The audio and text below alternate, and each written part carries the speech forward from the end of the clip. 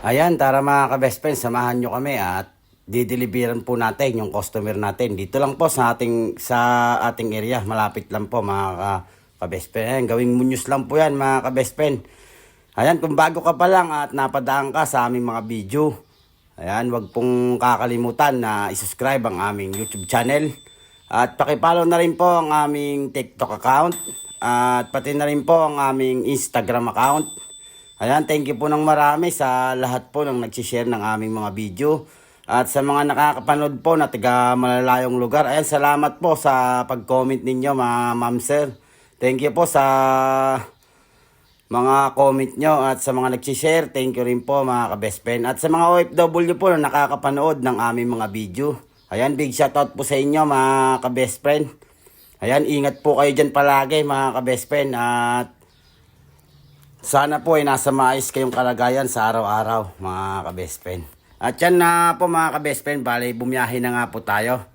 Ayan, dahil malapit lang po yung pinuntahan natin. Ayan, dumating na po tayo sa area mga ka-best friend. Nakita nyo naman po kung gaano kalalaki yung ilalaglag natin sa concrete pond. Ayan mga ka-best friend, sa mga nagko-concrete pond po, lalong-lalo na po yung mga may puhunan naman, yung malalaki na po kunin nyo mga ka-best friend para hindi na po kayo mahirapan mag-alaga.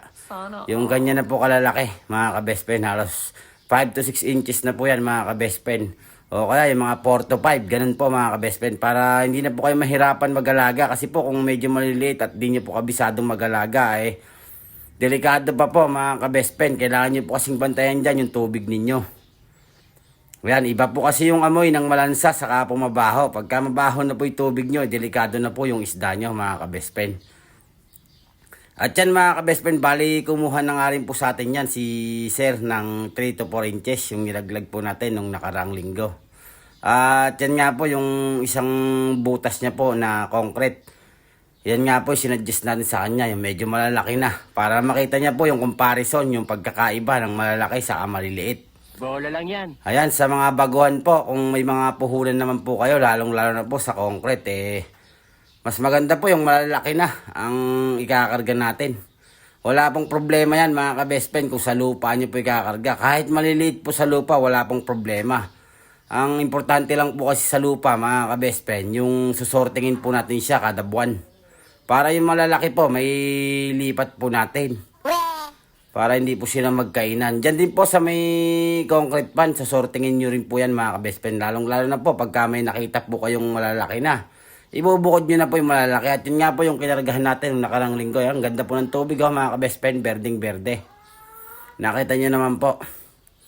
At yan po yung nilaglag natin ngayon. Ayan po, malalaki na po yan. Kaya buhay na po yan mga ka-best friend. Kumbaga po sa labanan, panalo na po kayo agad mga ka-best friend. Kasi halos wala na pong mamamatay dyan. Kung magkakamatay lang po yan mga ka-best friend, kung nagka-polluted po yung tubig nyo at di nyo nabantayan. Doon lang po yan magkakaproblema. At sa pagkain naman po, bali pre-starter starter na po yung kinakain yan. Yung kabila po, pre-starter. Hindi totoo yan. Ayan, sa mga gusto pong mag-alaga at kung gusto nyo po na may guide namin kayo sa inyong pag-aalaga at may turo namin sa inyo ang mga diskarte mga ka-best friend. Mag-PM lang po kayo sa akin mga ka-best friend. At sa mga malalayong lugar po na may katanungan po kayo sa aming mga video mga ka-best friend, mag-PM lang din po kayo mga ka-best friend, o kaya mag-comment po kayo dyan sa video at sasagutin po natin lahat yan mga ka-best friend.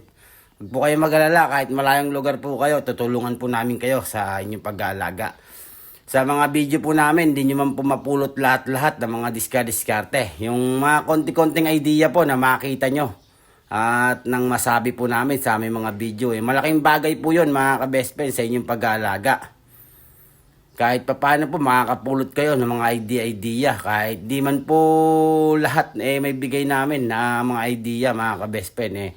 Pwede po kayong magtanong. Malaya po kayong magtanong sa amin mga ka-best friend. Ayan po, nakita niya mga ka-best friend, lalaki na po. Ayan, para makita po ni sir yung comparison ng medyo maliliit saka po yung medyo malalaki. Ayan, ganyan po yung magkakarga mga ka-best friend para may pagkumparahan po kayo. Kung sakali po mga ka-best friend, kung dalawa po yung butas nyo, pwede nyo pong ikuha sa kabila ng medyo maliliit, tapos sa kabila po medyo malalaki. Para mapagkumpara nyo po kung sino po yung mas marami na mabubuhay. Saka nakadepende po kasi yan mga ka-best friend sa nag-aalaga. Sa nag-aalaga pa rin po yung buhay ng ating mga fingerlings. At sa mga diskarte po ng pagpapakain mga kabespen. Ayan po, nakita nyo, napakasigla po yung dinala natin kay sir. Halos buhay na po yan mga kabespen. Nakita nyo naman po. Yung mga maliitan po, ng mga concrete pan, pwede po kayong mag-umpisa mga kabespen na kahit pa unti-unti lang. At yun lang, salamat and God bless. Ingat po tayo sa araw-araw. Thank you.